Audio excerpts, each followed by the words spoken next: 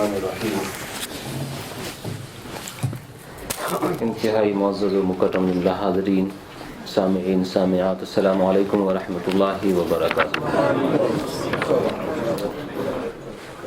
الحمد لولیہ والصلاة والسلام علی نبیہ وعلی آلہ واصحابہ المتأدبین بآدابہ، اما بعد فاعوذ باللہ من الشیطان الرجیم، بسم اللہ الرحمن الرحیم۔ لقد كان في يوسف وإخوته آيات للسائلين إذ قالوا ليوسف وأخوه أحب إلى أبينا منا ونحن عصبة إن أبانا لفي ضلال مبين اقتلوا يوسف أو اطرحوه أرضا يخل لكم وجه أبيكم وتكونوا من بعده قوما صالحين۔ صدق اللہ العظیم وصدق رسولہ النبی الامین الکریم ونحن علی ذلک لمن الشاہدین والشاکرین والحمد للہ رب العالمین۔ یا سید السادات جئتک قاصدا ارجو رضاک واحتمی بحماک یا اکرم الثقلین ویا کنز الورا جد لی بجودک وارضنی برضاک۔ ایک دفعہ تمام تر حضرات بآواز بلند درود شریف پڑھ دیں۔ اللہم صلی علی سیدنا و شفیعنا و طبیب قلوبنا و شفاء صدورنا و مولانا محمد صلی اللہ تعالی علیہ وسلم۔ کیا شان احمدی کا چمن میں ظہور ہے، کیا شان احمدی کا چمن میں ظہور ہے، ہر گل میں ہر شجر میں محمد کا نور ہے، ہر گل میں ہر شجر میں محمد کا نور ہے صلی اللہ تعالی علیہ وسلم۔ سلطان جہاں محبوب خدا تیری شان و شوکت کیا کہنا، ہر شے پہ لکھا ہے نام تیرا، تیرے ذکر کی رفعت کیا کہنا، ہر شے پہ لکھا ہے نام تیرا، تیرے ذکر کی رفعت کیا کہنا۔ معراج ہوئی تا عرش گئے، حق تم سے ملا تم حق سے ملے، سب راز فاوحا دل پہ کھلے، یہ عزت و حشمت کیا کہنا، یہ عزت و حشمت کیا کہنا۔ خود کھائیں فقط جو کی روٹی، خود کھائیں فقط جو کی روٹی، عالم کی بھریں ہر دم جھولی، وہ شان عطا و سخاوت کی، یہ زہد و قناعت کیا کہنا، وہ شان عطا و سخاوت کی، یہ زہد و قناعت کیا کہنا۔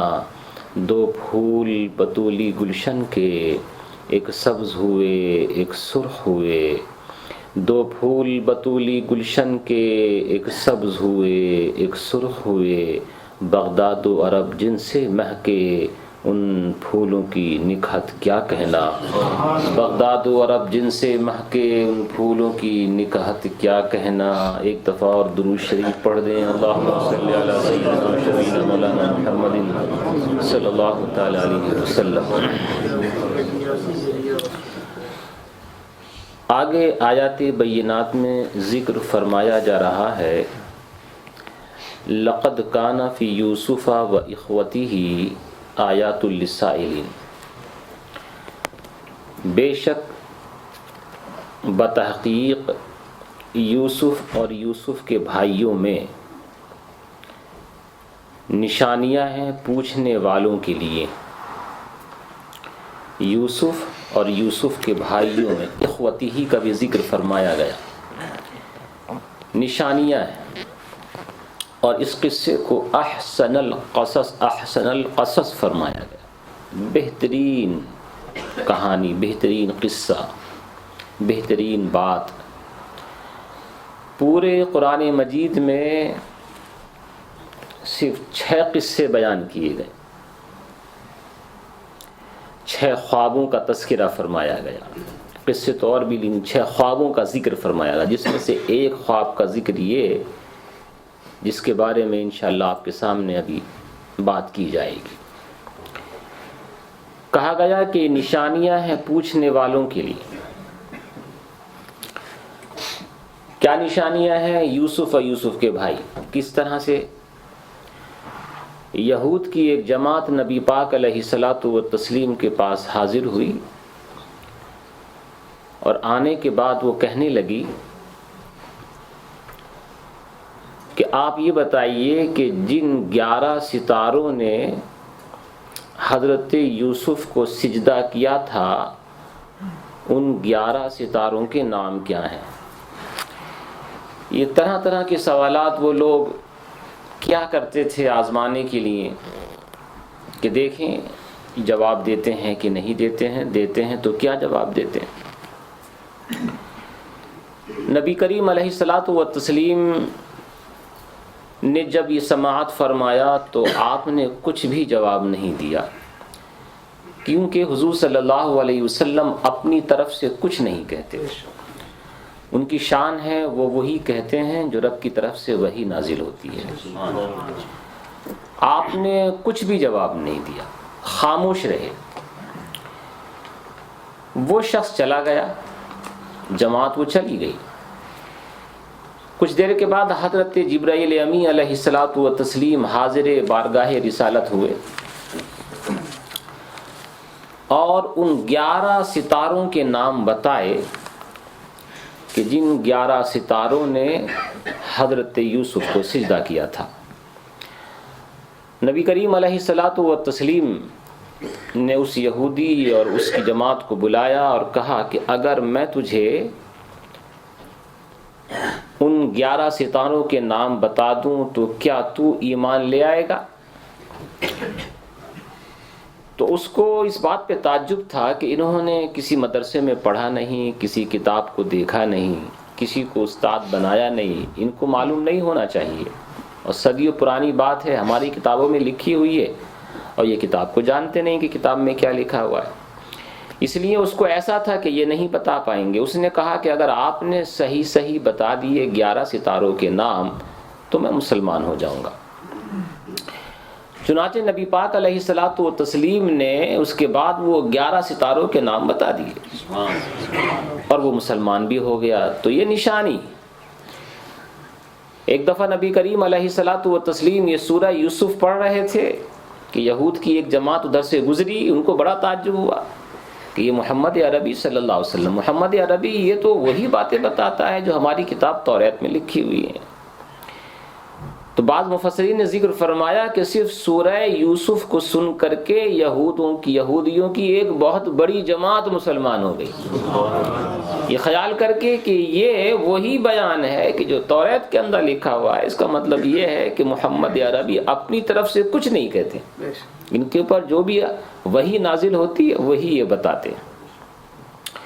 اور اس میں یہ کہا گیا تھا کہ حضرت یوسف علیہ الصلاۃ والتسلیم نے خواب دیکھی تھی کہ میں نے 11 ستاروں کو دیکھا۔ پہلے ستاروں کا تذکرہ، انی رأیت 11 کوكبا، میں نے 11 ستارے دیکھے اور چاند اور سورج۔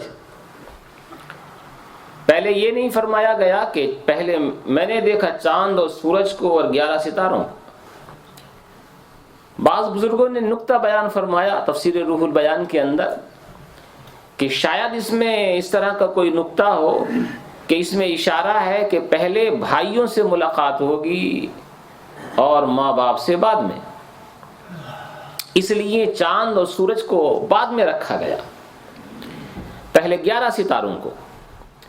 11 ستاروں اور چاند اور سورج کے سجدہ کرنے کا مطلب یہ، جب حضرت یعقوب علیہ الصلاۃ والتسلیم کو یہ خواب سنائی، حضرت یوسف علیہ الصلاۃ والتسلیم نے کہا تھا کہ اپنے بھائیوں کو نہ بتانا، اس لیے کہ خواب کا مطلب یہ تھا کہ ایک وقت ایسا آئے گا کہ اس کے 11 بھائی، کیونکہ 12 بیٹے تھے نا آپ کے، اس کے 11 بھائی اور خود اس کے ماں باپ میں اس لیے کہہ رہا ہوں کہ آپ نے شاید یہ سنا تھا، میں نے بتایا تھا کہ حضرت یوسف کی والدہ کا تو انتقال ہو گیا تھا جب آپ 2 سال کے تھے، تو پھر ماں اور باپ کیسے کہا گیا؟ جو ان کی خالہ تھیں، سگی خالہ حضرت لیہ رضی اللہ تعالیٰ عنہا، جو حضرت یوسف کی سگی خالہ، حضرت یوسف کی والدہ حضرت راحیل کی سگی بہن تھی، جو نکاح میں آئی تھی حضرت یعقوب علیہ الصلاۃ والتسلیم کے۔ حضرت لیہ اس زمانے میں ایک یہ تھا کہ دیکھیے بعض وہ چیزیں، یہ ضمناً میں عرض کر دوں کہ بعض وہ چیزیں جو پہلے زمانے میں بعض امتیوں کے لیے جائز تھیں، بہت ساری وہ چیزیں ہیں امت محمدیہ کے لیے وہ حرام کر دی گئیں۔ مثلاً دو بہنوں کو ایک ساتھ اکٹھا کرنا نکاح میں امت محمدیہ کے اندر جائز نہیں ہے، حرام ہے، سخت حرام ہے، نکاح ہی نہیں، حرام، سخت حرام۔ دو بہنیں ایک ساتھ اکٹھی نہیں ہو سکتی، قرآن شریف کے اندر منع فرما دیا گیا۔ لیکن پہلی امتوں میں یہ جائز تھا، حضرت آدم علیہ الصلاۃ والتسلیم کی امت میں یہ جائز تھا۔ اگر یہ جائز نہ ہوتا تو دنیا کیسے پھیلتی؟ اس لیے کہ اگر یہ منع کر دیا جاتا کہ بہن سے نکاح کرنا، یعنی بہنوں کو جمع کرنا درست نہیں ہے، تو بڑی محدود رہتی، بلکہ اس زمانے میں ضرورتاً بہن سے نکاح کرنا بھی جائز رکھا گیا حضرت آدم علیہ الصلوۃ والتسلیم زمانے میں۔ کیوں؟ اگر ایسا نہیں کیا جاتا تو دنیا آگے کیسے بڑھتی؟ مگر اس وقت بھی اتنا فرق تھا کہ حضرت حوا رضی اللہ تعالی عنہا کے یہاں پر ہمیشہ جڑواں بچے پیدا ہوا کرتے تھے، ٹوئنز، ایک ساتھ، توأم اس کو بولتے ہیں، ایک ساتھ تو بچے پیدا۔ اس میں یہ اللہ کی قدرت تھی کہ ہمیشہ ایک بیٹا اور ایک بیٹی، جب بھی پیدا ہوا کرتے ایک بیٹا پیدا ہوتا ایک بیٹی پیدا ہوتی، ہمیشہ، سوائے حضرت شیس علیہ السلام کے، وہ تنہا پیدا ہوئے، اس لیے کہ ان کی نسل سے حضور صلی اللہ تعالی وسلم کو پیدا ہونا تھا، وہ پیدا تنہا ہوئے۔ باقی حابیل، قابیل، یہ جب بھی پیدا ہوئے ان کے ساتھ میں ایک لڑکی پیدا ہوئی۔ اس شریعت میں بہن سگی اس کو کہا جاتا تھا کہ دونوں ایک ساتھ پیدا ہوتے تو کہتے یہ دونوں سگے بہن بھائی ہیں۔ جیسے مثال کے طور پر ایک ساتھ پیدا ہوئے زید اور ہندا، دونوں ایک ہی پیٹ سے پیدا ہوئے تو کہا کہ یہ سگے بہن بھائی ہیں، آپس میں نکاح جائز نہیں ہے۔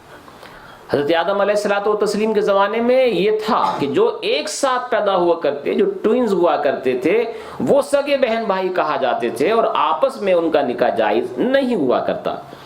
لیکن جو دوسرے وقت میں پیدا ہوا کرتے، جو لڑکی پیدا ہوا کرتی، تو اس لڑکی کا نکاح اس لڑکے کے ساتھ جائز ہوا کرتا، کیونکہ اگر ایسا نہ کیا جاتا تو نسل آگے بڑھتی ہی نہیں۔ پھر حرام کر دیا گیا اس کو کہ ایک ماں باپ سے اگر کوئی پیدا ہو، پیدا ہی نہیں، دودھ بھی اگر پی لیا تو 2 سال 2.5 سال کے اندر اندر اگر کسی بچے نے کسی عورت کا دودھ پی لیا، شریعت محمدیہ میں یہ 2.5 سال کے اندر اندر اگر ایک عورت نے 1000 بچوں کو اپنا دودھ پلا دیا، وہ سارے بچے 2.5 سال کے اندر اندر ہیں، تو سارے کے سارے آپس میں بہن بھائی ہو گئے اور آپس میں نکاح کرنا ان کے لیے حرام ہو گیا۔ حضرت یعقوب علیہ الصلوۃ والتسلیم کے زمانے میں 2 بہنوں کو ایک ساتھ اکٹھا کرنا ان کی شریعت میں جائز تھا، بعد میں حرام کر دیا گیا۔ جیسے میں نے بتایا کہ حضرت راحیل اور حضرت لیا یہ دونوں بہنیں تھیں اور دونوں سے نکاح حضرت یعقوب علیہ الصلوۃ والتسلیم کا ہوا۔ ان دونوں کے ساتھ حضرت یعقوب کے سسر، جن کا نام تھا لیان، بیٹی کا نام لیا تھا اور ان کے والد کا نام لیان، انہوں نے 2 باندیاں بھی اپنی بیٹیوں کو تحفے کے طور پر جہیز میں دی تھیں، حضرت راحیل کو بھی دی تھیں اور حضرت لیا کو بھی دی تھیں۔ یہ دونوں باندیاں ان دونوں بیٹیوں نے حضرت یعقوب کے سپرد کر دی تھیں کہ یہ بھی آپ ہی کی ہیں، ہماری نہیں ہے۔ تو حضرت یعقوب نے ان دونوں سے بھی بعد میں نکاح فرمایا تھا۔ تو اس طرح سے آپ کی کتنی بیویاں ہوئیں؟ 4، حضرت راحیل، حضرت لیا اور وہ دونوں۔ حضرت لیا کے 6 بیٹے ہوئے، حضرت راحیل کے 2 بیٹے ہوئے اور جو دونوں باندیاں تھیں ان کے بھی 2 بیٹے ہوئے، اس طرح سے ٹوٹل بیٹے 12 ہوئے۔ خواب دیکھا کہ 11 ستارے اور چاند اور سورج مجھے سجدہ کر رہے ہیں۔ یہ خواب دوسرا خواب تھا۔ ایک خواب اور پہلے دیکھا تھا 7 سال کی عمر میں حضرت یوسف علیہ الصلوۃ والتسلیم نے۔ وہ کیا، آپ سو رہے ہیں، آرام فرما رہے ہیں، اور خواب دیکھا کہ 11 لکڑیاں ستون کھڑے ہوئے ہیں جنگل کے اندر، بڑے بڑے قوی ہیکل، اور ایک چھوٹی سی لکڑی ہے، اس چھوٹی سی لکڑی نے ان 11 بڑی بڑی لکڑیوں کو کھا لیا۔ یہ 7 سال کی عمر میں آپ نے خواب دیکھا، آپ نے والد صاحب یعقوب علیہ الصلوۃ والتسلیم سے ذکر کیا کہ میں نے آج یہ خواب دیکھا ہے۔ آپ نے منع کیا، کسی کو بتانا نہیں، کیونکہ جانتے تھے کہ اس کی تعبیر بھی اس کے لیے خطرناک بیٹھے گی، اس کے بھائی جلنے لگیں گے۔ یہ 7 سال کی عمر میں دیکھا، اور جب آپ کی عمر شریف 12 سال کی ہوئی تو یہ خواب دیکھا۔ جب یہ خواب دیکھا تو کہا جاتا ہے کہ جمعے کی رات تھی اور شب قدر تھی۔ یہ شب قدر گویا اس زمانے سے ایک طرح سے چلی آ رہی ہے۔ شب قدر میں جمعے کی رات میں حضرت یوسف علیہ الصلوۃ والتسلیم نے یہ خواب دیکھا کہ میں نے 11 ستاروں کو اور چاند و سورج کو دیکھا ہے کہ وہ مجھے سجدہ کر رہے ہیں۔ ایسے ہی جیسے کہ 2 بہنوں کو ایک ساتھ اکٹھا کرنا اس وقت جائز تھا، ایسی حضرت یعقوب علیہ الصلوۃ والتسلیم کی شریعت میں کسی اور کو تعظیم کے طور پر سجدہ کرنا جائز تھا، جس کو کہتے تھے سجدہ تعظیمی۔ کیا کہتے تھے؟ سجدہ تعظیمی۔ جیسے آج کے زمانے میں السلام علیکم کہنا ہے نا، یہ ہاتھ چومنا ہے، ایسی اس زمانے میں سجدہ کرنا جائز تھا۔ شریعت محمدیہ میں اس کو حرام کر دیا گیا۔ کیا؟ بالکل حرام کر دیا گیا، حرام ہے سجدہ تعظیمی۔ سجدہ تعبدی تو کفر ہے، عبادت کی نیت سے اگر کیا جائے، لیکن سجدہ تعظیمی حرام کر دیا گیا، وہ جائز نہیں ہے۔ اس کے بعد یہ خواب دیکھا۔ جب یہ خواب دیکھا تو حضرت یعقوب علیہ الصلوۃ والتسلیم نے کہا کہ اپنے بھائیوں میں سے کسی سے ذکر مت کرنا، کیونکہ اس زمانے میں جو خواب ہوا کرتے تھے نا، یہ خواب کی بہت ساری قسمیں ہیں۔ یہ خاص طور سے انبیاء و مرسلین جو دیکھیں نا، یہ بالکل سچے ہوا کرتے ہیں، بالکل صادق ہوا کرتے ہیں، اور ان میں بھی پھر قسمیں آ جاتی ہیں۔ اس کو کہتے ہیں الرؤیا الصادقہ، سچے خواب۔ یہ جو نبی رسول دیکھیں بالکل سچے خواب ہوتے ہیں۔ پورے قرآن مجید میں 6 خوابوں کا تذکرہ ہے۔ کتنی؟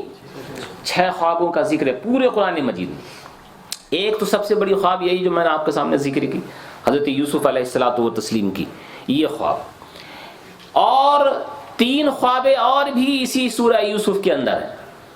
ٹوٹل 6 میں سے 4 سورہ یوسف کے اندر ہیں، کہ وہ 2 آدمی جو جیل کے اندر بند تھے یوسف علیہ الصلوۃ والتسلیم کے ساتھ میں، انہوں نے 2 خوابیں دیکھی تھیں، ذکر کیا تھا اور انہوں نے تعبیر دی۔ 3 ہوئی، اور ایک بادشاہ مصر نے دیکھی تھی خواب کہ 7 گائے موٹی ہیں، 7 گائے پتلی ہیں، یہ اس کا ذکر آئے گا سورہ یوسف۔ 4 خوابیں سورہ یوسف کے اندر ہیں، اور ایک خواب حضرت ابراہیم علیہ الصلوۃ والتسلیم نے دیکھی جو قرآن مجید میں ذکر فرمایا گئی، انی ارا فی المنام انی اذبحک فانظر ماذا تری۔ خواب دیکھی تھے نا کہ میں خواب میں دیکھ رہا ہوں اے اسماعیل کہ میں تجھے ذبح کر رہا ہوں۔ یہ خواب حضرت ابراہیم علیہ وہ بھی قرآن مجید میں ذکر فرمائی گئی۔ اور ایک خواب نبی پاک علیہ الصلوۃ والتسلیم کی سورہ فتح کے اندر ذکر فرمائی گئی کہ اللہ کے نبی علیہ الصلوۃ والتسلیم نے مدینہ منورہ میں خواب دیکھا تھا کہ ہم امن و سلامتی کے ساتھ عمرہ کرنے کے لیے گئے ہیں، ہم نے سر منڈائے ہیں، کسی نے حلق کسی نے قصر کرایا ہے، اور امن و امان کے ساتھ ہم نے عمرہ ادا کیا ہے۔ حالانکہ اس وقت ایسے حالات نہیں تھے۔ نبی کریم علیہ الصلوۃ والتسلیم نے صحابہ کرام سے اس کا ذکر کیا، سارے صحابہ خوش ہو گئے۔ نبی صلی اللہ علیہ وسلم نے جس طرح سے خواب دیکھا تھا بالکل اسی طرح سے بالکل ظاہر میں ہوا، بالکل اسی طرح سے۔ یہ 6 خواب قرآن شریف کے اندر ذکر فرمائے گئے۔ یہ ہے کیا؟ رؤیا صادقہ۔ حضور صلی اللہ علیہ وسلم کے اوپر جب وحی نازل ہونی شروع ہوئی تو حضرت عائشہ فرماتی ہیں، بخاری شریف کی حدیث ہے کہ سب سے پہلے اللہ کے نبی علیہ الصلوۃ والتسلیم سچے خواب دیکھا کرتے تھے۔ فرماتی ہیں کہ جیسے خواب رات میں دیکھتے اس کی تعبیر صبح کو اس طرح سے ظاہر ہوتی جیسے کہ چڑھتا ہوا سورج ہوا کرتا ہے، بالکل کلیئر۔ ہمارا آپ کا خواب ایسا نہیں ہوتا ہے، ہمارے آپ کے خوابوں کی تو بہت ساری شکلیں ہیں، بہت ساری صورتیں ہیں، اور ہمارا آپ کا خاص طور سے آج کے زمانے کے خوابوں کا تو کوئی اعتبار ہی نہیں رہا ہے، کوئی کبھی بھی دیکھ لیتا ہے، اور کچھ تو روزانہ دیکھتے ہیں، اور کچھ تو روزانہ بھی کئی دیکھتے ہیں، اور پھر ٹی وی کے اوپر بیٹھ کر کے اس کا مطلب پوچھتے ہیں کہ اس کا مطلب کیا ہے، جواب دینے والا جواب دیتا ہے، یہ طریقہ ہی صحیح نہیں ہے، کا پتہ نہیں جواب دینے والے کیوں جواب دیتے ہیں، کیونکہ ان کا ٹی وی چل جاتا ہے اس لیے شاید، ورنہ تو بزرگوں نے منع کیا ہے کہ اگر کوئی خواب دیکھے تو صرف اس سے بیان کرے جس پہ بھروسہ ہے، بلکہ یہ کہا گیا کہ عورت سے تو خواب بیان کرنا ہی نہیں چاہیے، اس لیے کہ وہ خواب سنے گی تو فوراً اس کی میننگ بتا دے گی شاید کہ اس کا مطلب تو یہ ہے، اور جو وہ بتا دے گی ہو سکتا ہے وہی ہو جائے۔ چنانچہ جو کوئی عالم ہو، تعبیر جانتا ہو، اس سے خواب کا مطلب پوچھنا چاہیے اور خواب اس سے بیان کرنی چاہیے۔ اب ٹی وی پہ کوئی اگر خواب بیان کرتا ہے تو پوری دنیا سنتی ہے اس کو، یہ طریقہ درست نہیں ہے، صحیح نہیں ہے۔ اور پھر رات میں خواب بیان نہیں کرنا چاہیے، اگر کوئی خواب رات میں بیان بھی کر دے تو بیان کرنے والا جس سے کہا جا رہا ہے، مطلب پوچھا جا رہا ہے، اس کو چاہیے کہ وہ رات میں تعبیر بیان نہ کرے، اس کو کہے کہ وہ دن میں بیان کرے، دن میں اس کا مطلب بتایا جائے گا۔ یہ رؤیا صادقہ انبیاء و مرسلین کے ساتھ ہوا کرتی تھی۔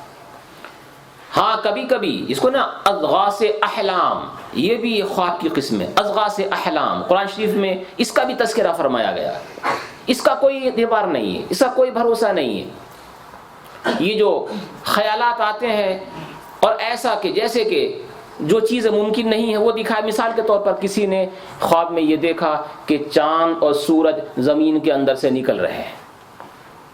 اب ظاہر بات ہے کہ چاند اور سورج تو آسمان کے اندر ہوتے ہیں، اور زمین کے اندر سے کیسے؟ اضغاث احلام ہے۔ کسی نے یہ خواب میں دیکھا کہ آسمان کے اوپر پیڑ نکلے ہوئے، آسمان پہ پیڑ تو ہوتے نہیں، زمین میں نکلتے ہیں، اضغاث احلام ہے۔ کسی نے خواب میں یہ دیکھا کہ ایک ہاتھی چونٹی کے اوپر سواری کر رہا ہے، یہ اضغاث احلام ہے، اس لیے کہ چونٹی ہاتھی پہ سواری کرتی ہے، ہاتھی چونٹی کے اوپر نہیں۔ یہ اضغاث احلام ہے، طرح طرح کے۔ اور ایک ہوتا ہے حوادث نفس، دل میں جو چیزیں آتی ہیں کبھی کبھی وہی خیال نظر آ جاتی ہیں، خواب میں نظر آ جاتی ہیں، جو کبھی کبھی ذہن میں چکر لگا رہتا ہے، کبھی کبھی آدمی سوتا ہے تو وہی چیزیں نظر آ جاتی، اس کا بھی کوئی زیادہ اعتبار نہیں ہے، کوئی خیال نہیں ہے۔ یہ جو اضغاث احلام ہے، اس کے بارے میں علماء کرام تو یہ ارشاد فرماتے ہیں کہ یہ شیطان کی طرف سے ہوتے ہیں، بہکاوے کے لیے۔ لیکن جو حکیم لوگ ہیں، ڈاکٹر لوگ ہیں، یہ ڈاکٹر تو اس کو کیا کہتے ہوں گے، لیکن جو حکیم ہیں، اطباء لوگ، وہ کہتے ہیں کہ پیٹ کی خرابی کی وجہ سے ایسا ہوتا ہے۔ چنانچہ جو کوئی آدمی کھانا کھا کر کے فوراً سو جائے، خاص طور سے چاول کھا کے سوئے، اس کو الٹی سیدھی اگر خوابیں نظر آئیں، وہ گھبرانا نہیں چاہیے، وہ سمجھ لینا چاہیے کہ پیٹ کے افرات ذہن پہ چڑھے ہیں اور اس کی وجہ سے یہ خواب نظر آئی ہے۔ اس طرح سے بہت ڈراؤنی خوابیں نظر آتی ہیں ایسے موقع، خاص طور سے مائیں بہنیں جن کے اوپر نمازیں کچھ دنوں میں معاف ہو جاتی ہیں، وہ ان دنوں کے اندر بڑے ڈراؤنی خواب دیکھتی ہیں، اس کا بھی کوئی اتنا زیادہ اعتبار نہیں ہے، وہ ان کی حالت کی وجہ سے ایسے خوابیں کبھی کبھی ڈراؤنی دکھائے، ان کا کوئی اعتبار نہیں ہے۔ اضغاث احلام کا کبھی آدمی کے ذہن کے اندر یہ خوابیں جو ہمارے بزرگوں نے قسمیں بیان کی ہیں نا، پھر دوسری قسم کی طرف میں آ رہا ہوں کہ ان کا کوئی زندگی میں آدمی سے دو چار ہوتے رہتے ہیں اور حالات سے دو چاری ہوتی رہتی ہے، ان تمام تر خوابوں سے کبھی کبھی لوگ پریشان ہو جاتے ہیں کوئی خوفناک خواب دیکھ کر کے۔ بلکہ بعض بزرگان دین نے تو یہ ارشاد فرمایا ہے کہ اگر کوئی خطرناک خواب دیکھے، جیسے کسی نے اس کو مار ڈالا ہے، اللہ تعالی ہم سب کو ہر آفت و مصیبت سے محفوظ رکھے، یا کوئی اور بزنس میں نقصان ہو گیا ہے یا کچھ ہو گیا، اس طرح کا خواب دیکھے، تو ہمارے بعض بزرگان دین نے تو بڑا اچھا نسخہ اس کا بتایا۔ وہ فرمایا کہ ہم لوگ غوث اعظم کے چاہنے والے، غوث اعظم کے چاہنے والے، محبت کرنے والے، ان کا چاہنے والا کوئی اس طرح سے اگر خواب دیکھے تو یقین رکھے اس بات کے اوپر کہ گویا یہ کام زندگی میں ہونے والا تھا، غوث پاک نے اپنی کرامت سے میرے لیے خواب میں بدل دیا، اب یہ زندگی میں نہیں ہوگا، جو ہونا تھا وہ ہو گیا، خواب کے اندر ہو گیا۔ یقین رکھے اس بات کے اوپر، انشاءاللہ زندگی میں ہوگا ہی نہیں۔ لیکن یہ خیالات کبھی کبھی آتے ہیں، خیالات جو آدمی کے ذہن میں ہوتا ہے وہ کبھی کبھی آ جاتا. کبھی کبھی اپنے بارے میں. گلزار دبستہ کے اندر ایک فارسی کی ایک چھوٹی سی کتاب ہے, مدرسوں میں پڑھائی جاتی ہے ابتداءً, اس میں ایک واقعہ لکھا ہوا. کسی شخص نے خواب میں دیکھا کہ اس کی ملاقات شیطان سے ہو گئی اور غصے میں بھرا ہوا تھا. وہ شیطان کا نام جیسے سنا کہ شیطان کھڑا ہوا ہے, لمبی داڑھی سفید تھی اس کی, اور وہ کھڑا ہوا تھا. اس کو غصہ ہی آ گیا کہ شیطان خبیث مردود کہیں گے, لوگوں کو نمازوں سے روکتا ہے, برائی کراتا ہے, جھوٹ بلواتا ہے, کیا کچھ نہیں کراتا ہے. بڑے غصے میں تھے وہ. اس کی داڑھی پکڑ کر کے زور سے اس کے تماچا مارا, کیونکہ غصے میں تھے. جیسی تماچا مارا تو آنکھ کھل گئی. جب آنکھ کھلی دیکھا تو اپنی ہی داڑھی ہاتھ میں تھی اور خود ہی کے تماچا مارا تھا. تو ایسا بھی کبھی کبھی ہوتا ہے کہ آدمی جو خیالات ہوتے ہیں اس کے سوتے وقت وہ خواب میں دیکھ لیا کرتا ہے. اس کا بھی کوئی اعتبار نہیں ہے. فجر کی نماز کے ٹائم, اذان کے ٹائم, اذان ہو رہی ہو یا اذان ہونے والی ہو, اگر کوئی خواب دیکھے اچھی ہو یا بری, اس کا اعتبار کیا جاتا ہے. اللہ کے نبی صلی اللہ علیہ وسلم ارشاد فرماتے ہیں اگر اچھی خواب دیکھے اللہ کی طرف سے سمجھے کہ نیک فرشتے کی طرف سے یہ اللہ نے نیک فرشتہ بھیجا اور اس نے اس میں ہیلپ کی, اور اگر برائی تو پھر شیطان کی طرف سے. اس لیے کہا گیا کوئی برائی خواب دیکھو اگر جس سے تم گھبرا جاؤ, فوراً 3 دفعہ بائیں طرف اعوذ باللہ من الشیطان الرجیم کہہ کر کے تھو تھو تھو 3 دفعہ کرنا چاہیے. اس سے برائی جو خواب میں نظر آئی ہے اس کا اثر تمہاری زندگی کے اوپر نہیں ہوگا. کرنا چاہیے 3 دفعہ تھو تھو کرنا چاہیے بائیں طرف کو, اور اعوذ باللہ من الشیطان الرجیم پڑھ دینا چاہیے. نبی صلی اللہ تعالی علیہ وسلم کو اگر کوئی خواب میں دیکھے تو یہ بھی تو خواب ہے ایک, کتنے خوش نصیب ہیں. اللہ کرے ہم سب کو نظر آ جائیں, وہ یہ ان کے کرم کی بات ہے. اور جس کو چاہے اپنا دیدار کرا سکتے ہیں. ہمارے اعمال تو اس طرح کے نہیں ہیں کہ ہم کہیں کہ آپ ہم کو اپنا دیدار کرائیے, لیکن ہاں بہت سارے لوگ ایسے خوش نصیب ہیں کہ ان کو اللہ کے نبی صلی اللہ تعالی علیہ وسلم ہمیشہ دیدار میں آیا کرتے تھے, لیکن ان کی شرائط بڑے پختہ ہیں. جن کے ہمیشہ آتے رہتے ہیں نا وہ بزرگان دین ہوا کرتے تھے. حضرت امام جلال الدین سیوطی علیہ رحمت و رضوان سے کسی شخص نے یہ کہا کہ آپ بادشاہ کے بڑے قریب ہیں, آپ میری سفارش کر دیجئے بادشاہ کے پاس جا کر کے. تو خط لکھا. فون تو ہوتے نہیں تھے اس زمانے میں, خط لکھتے تو بہت اچھا ہوا کہ ان کی بزرگوں کی باتیں آج ہمارے پاس موجود ہیں. فون سے بات اگر ہوئی ہوتی تو ختم ہو گئی ہوتی. ہاتھ سے لکھی ہوئی ہے تو ہم بھی دیکھ رہے ہیں اور پورا زمانہ اس کو دیکھ رہا ہے. تو خط میں لکھا, اس کا جواب دیا اس کو, اور بڑے پیار سے سمجھایا کہ تم نے ہم سے یہ کہا ہے کہ میں تمہاری سفارش بادشاہ کے پاس جا کر کے کر دوں. دیکھو اللہ کے فضل و کرم سے میں نے یہ بات کسی کو بتائی نہیں ہے, مگر تم ہمارے کیونکہ قریب ہو اور جو تم مانگ رہے ہو ہم سے وہ ہم کر نہیں سکتے, اس لیے تم کو سمجھانے کے لیے ہم یہ بات بیان کرتے ہیں کہ الحمدللہ ابھی تک مجھے, یعنی امام جلال الدین سیوطی فرماتے ہیں کہ ابھی تک مجھے 75 ٹائمز اللہ کے رسول صلی اللہ علیہ وسلم کی زیارت نصیب ہوئی ہے. فرمایا وہ بھی بالکل ظاہر میں, کیونکہ جب میں کتاب لکھتا ہوں اور مجھے کوئی پریشانی ہوتی ہے میں اللہ کے نبی صلی اللہ علیہ وسلم کی روح سے استغاثہ کرتا ہوں, اور حضور صلی اللہ علیہ وسلم میری رہنمائی فرماتے ہیں اور میری مشکلات کو آسان فرما دیتے ہیں. اور کہا اگر میں نے تیری بات کو مان لیا نا کہ میں تیری وجہ سے بادشاہ کے پاس, تو بادشاہ خود کرم فرماتے ہیں میرے اوپر, کیونکہ میں ان کو چاہتا ہوں اور مجھے ایسا لگ رہا ہے کہ اگر میں بادشاہوں کے پاس جانے لگا تو پھر خواب میں آنا بند ہو جائے گا. اس لیے تو جانتا ہے کہ تیری اس مصیبت جو تو مصیبت میں پھنسا ہوا ہے, اگر اللہ کے نبی صلی اللہ علیہ وسلم میرے خواب میں نہ آئے تو میری مصیبت تیری مصیبت سے بڑھ جائے گی, میں تیرا کام یہ نہیں کر سکتا.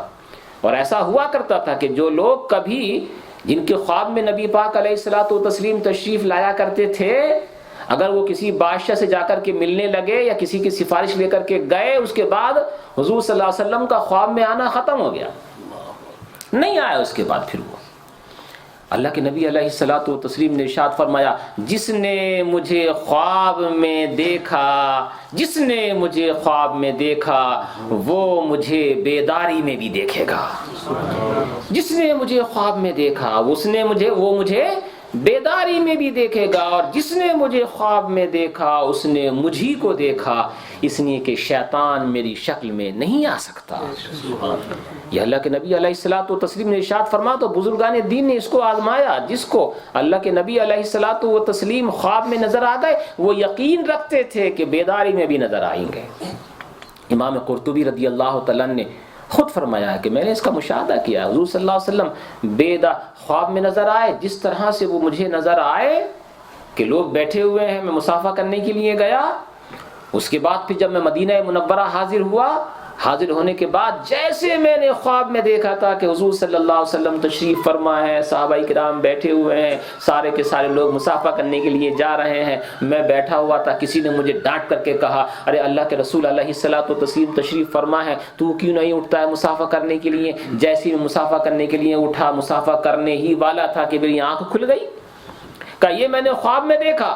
اور اس کے بعد بے عین ہی جب میں روضہ پاک پر حج کرنے کے بعد حاضر ہوا، بے عین ہی بالکل سامنے اسی طرح سے کھلی ہوئی آنکھوں سے میں نے دیکھا، اسی طرح سے بالکل اسی طرح سے کھلی ہوئی آنکھوں سے۔ تو یہ اللہ کے نبی صلی اللہ تعالی علیہ وسلم کا یہ احسان ہے، جس کے اوپر وہ چاہیں وہ کر دیں اور جس پہ چاہیں وہ کرم کریں۔ آپ ہمیشہ کبھی کبھی سنا کرتے ہیں، قصیدہ بردہ شریف سنتے ہیں نا، مولایا صلی وسلم دائما ابدا علی حبیبک خیر الخلق کلہم۔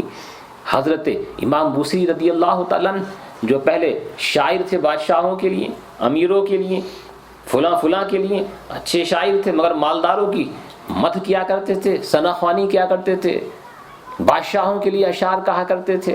فالج کے اندر مبتلا ہو گئے، ہاتھ پاؤں نے کام کرنا چھوڑ دیا، بستر پر لیٹ گئے، اب ایسے نا امیدی کی حالت میں بس نظر وہیں گئی گنبد خضرا کے مکی کی طرف، جو سارے بگڑے ہوئے کا سدھار کیا کرتے ہیں، ہر پریشان حال کی پریشانی کو دور کیا کرتے ہیں، وہیں پر نظر پہنچی، اشعار لکھنے شروع کر دیے، محبت میں بھر کر کے آج پوری دنیا ان کے اشعار پڑھتی ہے۔ قصیدہ بردہ شریف کے اشعار لکھنے لگے، ایک شعر پہ جا کر کے اٹک گئے، اس کا آدھا مصرع تو کہہ دیا، آدھا مصرع نہیں کہہ پائے۔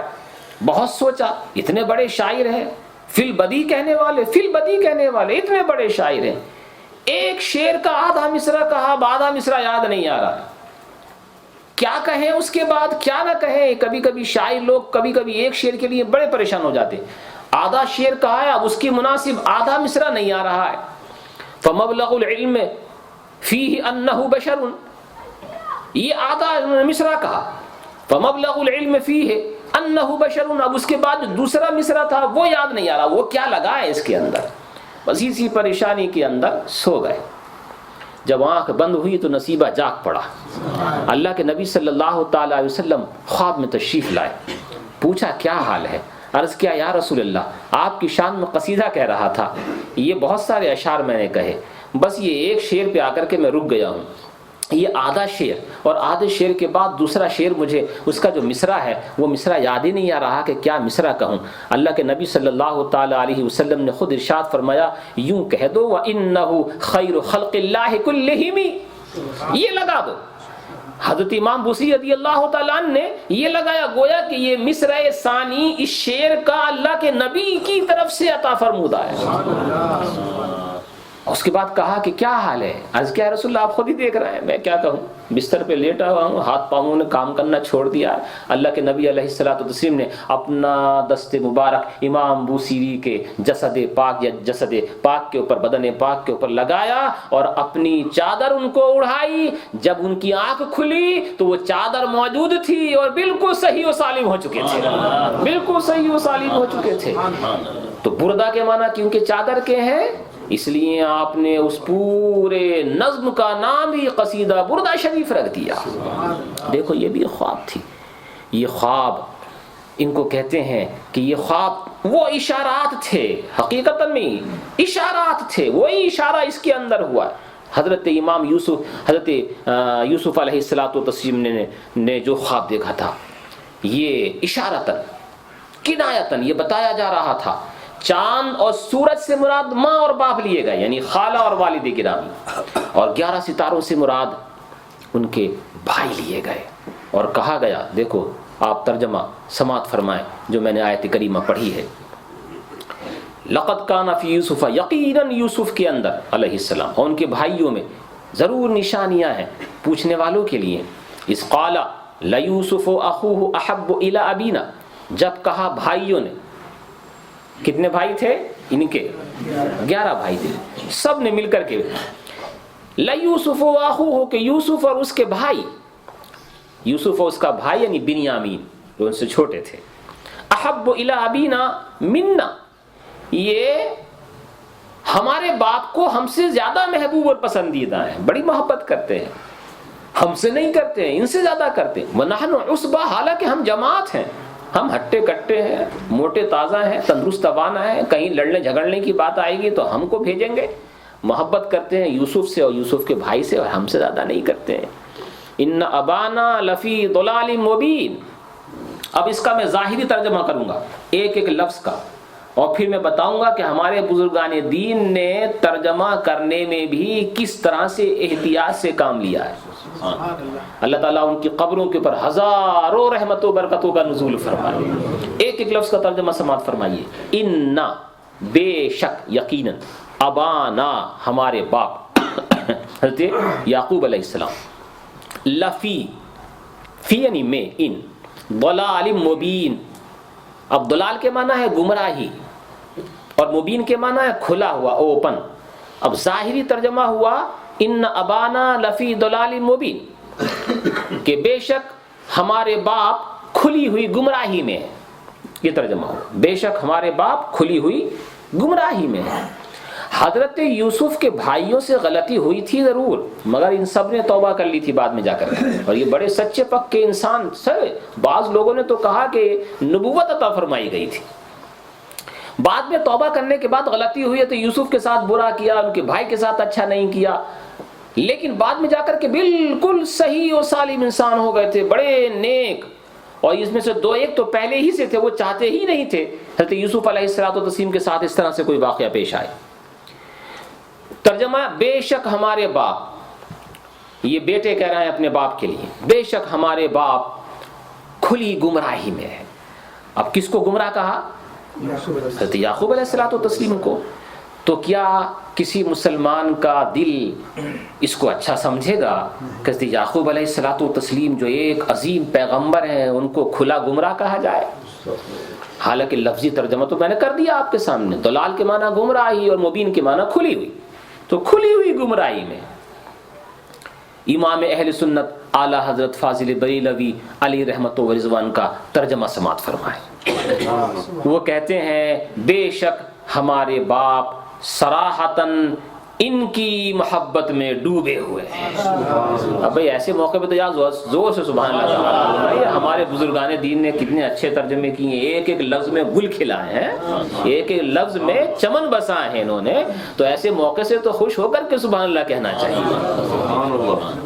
بے شک کیا ترجمہ فرمایا اللہ حضرت فاضل بریلوی علیہ رحمت و رضوان نے؟ بے شک، ان بھائیوں نے کہا بے شک ہمارے باپ صراحتاً ان کی محبت میں ڈوبے ہوئے. کن کی محبت میں؟ یوسف اور یوسف کے بھائی کی. آپ کہیں کہ بھائی یہ ترجمہ تو کیا ہے، لیکن کیا تفسیروں میں ایسا ہے؟ ہاں ہے. تفسیروں کے حساب سے اعلیٰ حضرت کا قلم کوئی تفسیروں کے خلاف جائے گا؟ ضلال کا ترجمہ بھی کر دیا اور مبین کا بھی کر دیا. مبین کے معنی ہے کھلا ہوا، جیسے میں نے ابھی ذکر کیا، تو اس کا ترجمہ حضرت نے فرمایا صراحتاً، بالکل صراحتاً قائم ہے، ان کی محبت میں ڈوبے ہوئے ہیں. ضلال ایک ہوتا ہے گم راہ، مطلب کیا ہے؟ گم در راہ، اور ایک گم از راہ. گم از راہ کا مطلب ہوتا ہے راستے سے ہٹا ہوا، اور گم در راہ کا مطلب ہوتا ہے راستے ہی کے اندر گم ہو گیا ہے. یعنی جو محبت و عشق کے راستے ہیں نا، اسی میں گم ہو گیا ہے. تو اعلیٰ فاضل بریلوی علیہ رحمۃ اللہ نے فرمایا، ضلال کا ترجمہ فرمایا بالکل لغت کے اور تفسیر کے اعتبار سے بالکل صحیح فرمایا. کہتے ہیں کہ بے شک ہمارے باپ صراحتاً ان کی محبت میں ڈوبے ہوئے ہیں. یہ تو ترجمہ کیا اعلیٰ حضرت فاضل بریلوی علیہ رحمت و رضوان نے. حضور محدث اعظم ہند علیہ رحمت و رضوان کا ترجمہ بھی سماعت فرمائے. یہ کہ شاگرد نے فاضل بریلوی علیہ رحمت و رضوان کے، اور ان سے فیض حاصل کیا ہے. وہ ترجمہ فرماتے ہیں بے شک ہمارے باپ، یہ محدث اعظم ان کی چھوچوی علیہ رحمت کہتے ہیں بے شک ہمارے باپ صاف صاف محبت کی مستی میں ہے. صاف صاف مبین کا ترجمہ فرمایا، صاف صاف محبت کی مستی میں ہے، محدث اعظم ہند۔ اب دوسرے لوگ بھی دیکھ لیں، شاہ رفیع الدین دہلوی، ان کا ترجمہ بھی، یہ سارے ترجمے میرے پاس موجود ہیں، اس لیے دیکھ کر کے میں آپ کو بتا رہا ہوں، کسی کتاب سے لیکن خود دیکھ کر کے میں آپ کو ذکر کر رہا ہوں۔ یہ بہت پرانی اردو ہے۔ شاہ رفیع الدین دہلوی عقائد کے اعتبار سے صحیح انسان تھے، خراب نہیں تھے، لیکن دوسروں نے ان کو اپنا طرح بنا کر کے پیش کرنے کی کوشش کی ہے، لیکن عقائد ان کے درست تھے۔ لیکن ترجمے کے اعتبار سے انہوں نے بھی کمی کی ہے، بہت ساری جگہ پر ترجمہ صحیح نہیں ہوا ہے۔ ترجمہ صحیح کرنے کا جو حق ادا کیا ہے وہ امام اہل سنت فاضل بریلوی علیہ رحمۃ و رضوان نے کیا ہے، اور پھر ان کے بعد جو ان کے شاگرد وغیرہ نے کام کیے ہیں۔ شاہ رفیع الدین دہلوی کا ترجمہ بتحقیق باپ ہمارا، یہ پرانی اردو ہے، باپ ہمارا البتہ بیچ غلطی ظاہر کے لیے ہے۔ یہ اردو کسی کی سمجھ میں نہیں آئی، لیکن ہے یہ بھی اردو ہی، لیکن بہت پرانی ہے۔ اشرف علی تھانوی صاحب کا ترجمہ سن لیں، وہ کہتے ہیں واقعی ہمارے باپ اس مقدمے میں کھلی غلطی میں ہے، کر دیا نا غلطی، کھلی غلطی میں ہے۔ یہ تھانوی صاحب کا ترجمہ ہے، کھلی غلطی، حضرت یعقوب علیہ السلام کے لیے کہہ دیا۔ ایک اصلاحی صاحب ہیں دہلی کے، وہ بولتے ہیں بے شک ہمارا باپ ایک کھلی ہوئی غلطی کے اندر ہے، انہوں نے بھی کھلی ہوئی غلطی مان لیا۔